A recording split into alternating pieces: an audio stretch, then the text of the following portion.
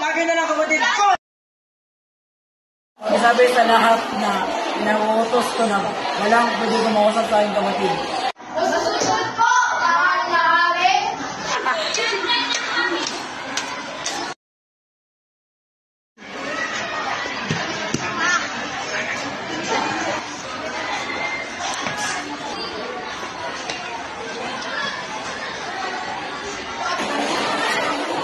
Ano ang nangyari sa kanya? Bakit napagkat sa ating parihan? At tila bangkay na lamang ang siya'y matagpo. Siya po ay umalis sa kanyang kaharian dahil sa labis na kalungkutan. Halos lahat sa sinong babae sa kanilang kaharian ay nagkagusto sa kanya na siya namang inis o ikinaiinggit ng kanya sa kapatid na si Haring Madali. Kaya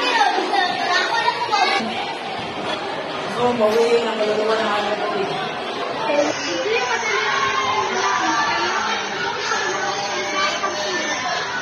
At bakit gusto ko kayong pinatutuloy?